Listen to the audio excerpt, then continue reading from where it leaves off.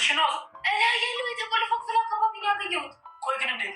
እኔ ለቀው ሲል ምን እንደሆነ ነው ያለቀው።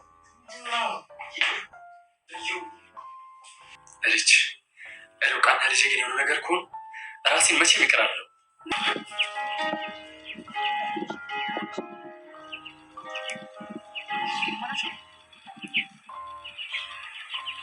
ምን ሆነሽ ነው? ማነው እንደዚህ ያደረገሽ ርብቃ? እኔ እንጃ እዩ፣ እኔ አላውቅም። ሲሉም አላየሻቸው? ጥቁር መኪና ይቻላል። ቆይ ማነው እዚህ ያመጣሽ? አላየሻቸውም? አዎ አላየኋቸውም። አስረውኝ ነበር። ከዛ እጄን ፈተው እዚህ ጋር ሆነው። ታርገው ነው የተሻል? አይ አላየሁትም። አቤል እየደከማ ነው መሰለኝ፣ ይዘናት እንጂ። አዎ በቃ እንሂድ።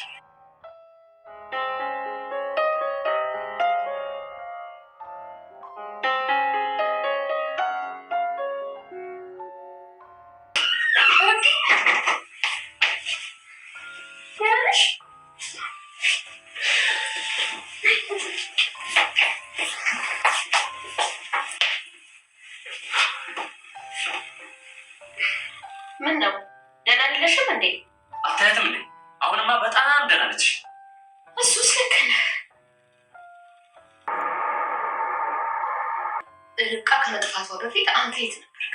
የት እሄዳለሁ ማሚ? እዚሁ ቤት ነበር። እና ታዲያ ስትወጣ አላየሃትም? ኧረ እኔ አላየኋትም። መጨረሻ ላይ የት ነው ያየሃት? አይ ሳሎን ተቀምጠን እያወራን መኝታ ቤት ልምጣ ብላ ቆየች። ከዛ አንቺ መጣሽ እና በቃ። አዎ ምን ነው ምን አስብሽ? ምንም የሆነ ነገርማ ሳታስቢ ከሰው መሀል ጠርተሽ እንደዚህ አይነት ጥያቄ አትጠይቂኝ። አይ እንደው በወረቀቱ ምክንያት አንተ ተነስታ የጅል ስራ ሰርተህ እንደሆነ ብዬ ደግሞ ስትሄድ አድርገህ የሄደችው ጫማ ይሄ ነዋ። እንኳን ደህና መጣችሁ። ለዚህ ዩቲዩብ ቻናል አዲስ ከሆናችሁ ሰብስክራይብ፣ ቪዲዮ ከተመቻችሁ ላይክ እያደረጋችሁ ቤተሰብ መሆናችሁን አትርሱ። እናመሰግናለን። ርብቃ ድራማ በዛሬው ክፍል ላይ እዩን ማሚቴ ጠርጥረዋለች። ምክንያቱም ደግሞ የጠረጠረችው የጅል ስራ ሰርቶ እንዳይሆን በጣም ፈርታለች ማለት ነው። ሪች ማሚን ጠርጥራታለች በድጋሚ። ሪች ደግሞ የጠረጠረቻት የማሚ ጸባይ መቀየር ሁኔታን ስላየች ነው። አቤል ግን ከማንም በላይ ምንም ጥርጣሬ ያሳደረው ነገር ባይኖረውም ልጄንና ሚስቴን ካጣሁኝ እኔ ለራሴ ይቅርታም አላደርግለትም ለራሴ በማለት ለሪች እየነገራት ነበር። ማሚቴ ይህን ጠርታ ስለ ርብቃ የጠየቀችው ሲሆን በወረቀቱ ጉዳይ ስለ ጓጓህ እንዲህ አይነት ድርጊት ታደርጋለህ ብዬ ፈርቻለሁኝ፣ ለዛ ነው አምጥቼ የጠየቅኩህ በማለት ማሚቴም ስትጠይቀው ነበረ።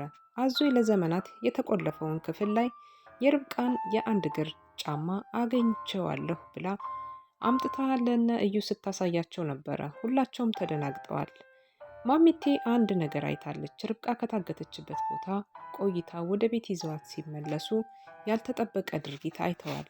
እሱም ደግሞ ደህና ነሽ አይደለ ብለው ሲጠይቋት በስተመጨረሻ እጃቸው ለእጇ ላይ የያዘችው ነገር እጅጉን በጣም አስደንግጧቸው ትኩረት ስቦ ነበረ። የእጅ አምባር ይመስላል የያዘችው በእጇ ላይ። ምን ይሆን? የማን ይሆን? የርብቃ አንድ ሚስጥር አለ። ምክንያቱም አንድ እግሩ ጫማስ የማን ነው? ያ አምባርስ እጅ ላይ የያዘችው የርብቃ የማን ነው? ርብቃ ከታገተችበት የተፈታችም የተለቀቀችም ሲሆን በአሁኑ ሰዓት ላይ ያለቀቃትን ሰው ማንነት በእርግጥ በትክክል የማታውቅ መሆኗንና የሆነ ቦታ ላይ ጫካ ላይ ወስደው እንዳስቀመጧት ስልክ ደውለው ቦታውን ሎኬሽን ልከውላቸው እዛ አካባቢ እንደሚያገኟት መልእክት አድርሰዋቸው ነበረ። ርብቃን እዛ ቦታ ላይ ጥለዋት የሄዱት። ርብቃ ስለ መኪናው ነው እንጂ ስለ ምንነቱ የምታውቀው ነገር የለም። ምክንያቱም ደግሞ እዩ ያግታት ወይም ደግሞ ሌላ ሰው ያግታት እንዲሁም ማሚቴ ታግታት የሚታወቅ በግልጽ ነገር የለም። ማሚቴ ግን አንድ የጠረጠሩት እጅ አምባሩን የያዘችው የእጅ አምባር የማን እንደሆነ በእርግጠኝነት ማሚቴ የሚያውቁት አንድ የኋላ ታሪክ እንዳለ ያሳያል ማለት ነው። እዩም ከታገተችበት ቦታ ለሁለት ከአቤል ጋራ ይዘዋት ወደ ቤት ሲሄዱ እጅግ በጣም ብዙ ነገሮችን ያስቃኝ ነበረ። ምክንያቱም ደግሞ አቤል ወደ ኋላም ወደ ግራም አላለም። ሚስቱ መትረፏንና እጅግ በጣም ደስተኛ ሆኖ ወደ ቤት ይዟት እየሄደ ነበረ።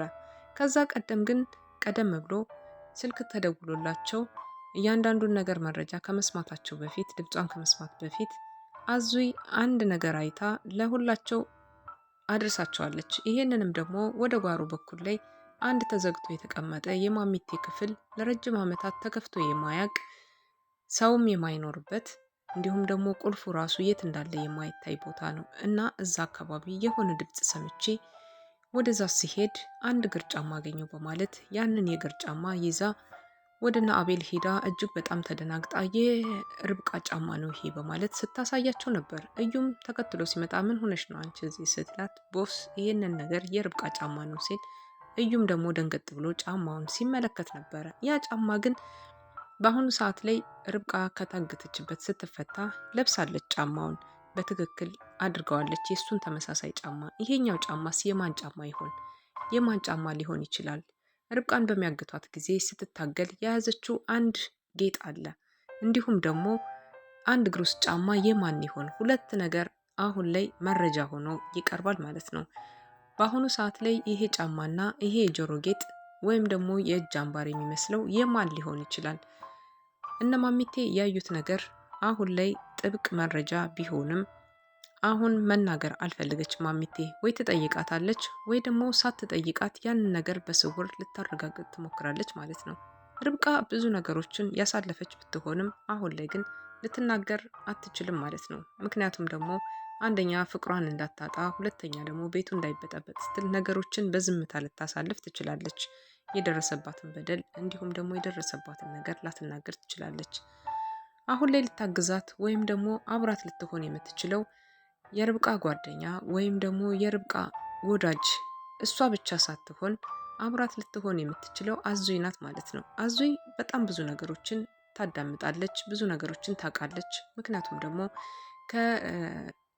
ከሌላኛዋ መቲ ከሷ በኩልም ብዙ ኢንፎርሜሽኖችን አቀባይ ስለሆነች እንዲሁም ደግሞ ለብዙ ሰዎች የጋራ ስራ እየሰራችላቸው በመሆኑ አሁን ላይ ከሁሉም መስመር ላይ ያለችው አዙይ ናት ማለት ነው። አዙይ የቤት ሰራተኛ ብትሆንም በዚህ ሰዓት ላይ ለርብቃ ትልቁ ሚና የምትጫወት ወይም ደግሞ ትልቁን ቦታ የምትይዘው አዙይ ናት ማለት ነው። አዙይ የሁላቸው ተላላኪ በመሆኗ ማን ይሄንን ስራ እንደሰራው ወይም ደግሞ ይሄን ጨዋታ ማን እንደተጫወተው ተደብቆ ማወቁ አይቀርምና አዙይ ሁሉንም ነገር ታወጣዋለች ማለት ነው። አዙይና ርብቃ ጓደኛሞች ሆነዋል፣ ይዋደዳሉ። እጅግ በጣም ነው የምትወዳት። እሷ ባለመኖሯ እንዴት እንደደበራት ለሪች እየነገረቻት ነበር። ሪች ወደ ኩሽና ሂዳ ነገሮችን እንዳታበላሽ እዩ እየጠረጠረ ነበር። ምክንያቱም ሪች ሻይ መጠጣት እፈልጋለሁ በምትል ሰዓት እዩ አልወደደም ነበር ወደ ኩሽና እንድትሄድና እንዲሁም ደግሞ ከአዙይ ጋር ተገናኝታ እንድታወራ ወይም ደግሞ የሆነ ሰፊ ነገሮችን ይለዋወጣሉ ብሎ ስላሰበ ወደዛ እንድትሄድ አልፈልግም ነበረ። ተነስታ ስትሄድ ድረስ አይኑ በጎን እየተመለከታት ነበረ። ምክንያቱም ደግሞ አልወደደም ከእሷ ጋር መገናኘቱን ሌላ ችግር ይፈጥራል ብሎ ስላሰበ ነው። እዩ በእርግጠኝነት ተግብሮታል፣ እሱን ያገታት። ምክንያቱም ደግሞ ያደረገው እሱ ነው። ግን የማን ነው ያ የጆሮ አምባር የሚመስል የእጅ አምባር ወይም ደግሞ የጆሮ ጌጥ የሚመስለው? በርብቃ ላይ ይዛው እያሽከረከረችው ነበረ። ርብቃ የሆነ ድምፅ ባታወጣም የምትናገረው ነገር ያለች ትመስላለች። አንገቷን አቀርቅራ ያችን እንደዚህ እያሽከረከረች ስትመለከታት ነበረ። ምክንያቱም ትርጉምና የሆነ ያሳለፈችው የሆነ ነገር እንዳለ ያሳያል ማለት ነው። አሁን ላይ አቤል እጅግ በጣም ደስተኛ ነው። እንኳን መጣችለት፣ ስለመጣች ደስ ብሎታል። ምክንያቱም ሁለት ነፍስ ነበረች ርብቃ። አንድም ልጅ ይዛለች በሆዷ የእሱን ልጅ ይዛለች፣ አንድም ደግሞ አንድ የራሷንም ነፍስ ይዛለች። አሁን ላይ ሁለት ነፍስ አትርፏል ማለት ነው። ከዚህ በኋላ የአቤል እርምጃ ምን አይነት እርምጃ ሊሆን ይችላል? ምክንያቱም ከኋላው ያለውን ታሪክ ካልነገራት፣ እሷም ደግሞ ስለ ቤተሰቦቿ ስለ ማንነታቸው ካልነገረችው ሁለታቸው ሊግባቡና ሊተዋወቁ አይችሉም። በሌላኛው በኩል ላይ ደግሞ አቤል አሁን የማያውቀው አዳዲስ ነገሮች አሉ። ምክንያቱም የርብቃ አባት መጥተዋል። እሳቸው ተመልሰው ወደ ቤታቸው ሊመለሱ ስለሆነ ርብቃን ማግኘት ይፈልጋሉ። ነገ እንግዲህ ርብቃ ቤተሰቦቿን ታገኛለች። እንዲሁም ደግሞ እዩም በበኩሉ አባትየው ወደ መጡበት ቦታ ሳይመለሱ አባቱን እንዲያገኝ እያደረጉት ነው ማለት ነው። ስለዚህ እዩ የሚያገኘው አባትና የርብቃ አባት አንድ ናቸው ማለት ነው። ስለዚህ ሁለታቸው ያለመተዋወቃቸው ጉዳይ ነው እንጂ ርብቃና እዩ ቤተሰቦች ናቸው ማለት ነው።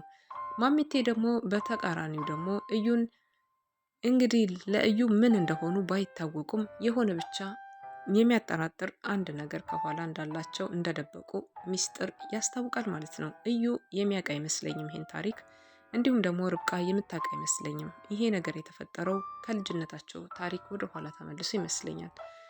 እና በዚህ መካከል ላይ አቤል እንዳይጎዳ እንግዲህ ነገሮችን አብረን የምናይ ይሆናል ማለት ነው። አቤል ሊጎዳም ላይጎዳም ይችላል። ምክንያቱም ደግሞ ርብቃ እህቱ ልትሆን አትችልም ብለን ተስፋ እናደርጋለን። ከእዩ ጋር ነው እንጂ ከርብቃ ጋራ ያለው ግንኙነት ብዙም አይደለም። ለእዩ የስጋ ዘመዱ ሊሆን ይችላል። እዩና እንዲሁም አቤል የስጋ ዝምድና ሊኖራቸው ይችል ይሆናል። ግን ከርብቃ ጋራ ቤተሰብ ናቸው ማለት ነው። እዩና ርብቃ ቤተሰብ ናቸው፣ እህትና ወንድም ናቸው በአባት ማለት ነው። እንዲሁም ደግሞ አቤል ማሚቴ ያሳደጉት የእንጀራ ልጃቸው ነው ማለት ነው። ስለዚህ ርብቃና አቤል ሊለያዩ መቼም አይችሉም። ተጋብተው አብረው ህይወትን ይቀጥላሉ እስከ መጨረሻው ማለት ነው። የተወለደው ልጅም ያድጋል። የሰቀሉት ፎቶም ባለበት በመንበሩ ይቀመጣል ማለት ነው። ውድና የተከበራችሁ ቀጣዩን ክፍል ደግሞ ይዤላችሁ መመጣ ይሆናል። ባላችሁበት ሰላም ሁኑልን። ይሄን ነገር ማን አደረገው ብላችሁ እናንተስ ትጠረጥራላችሁ? እስኪ በኮሜንት አስቀምጡ።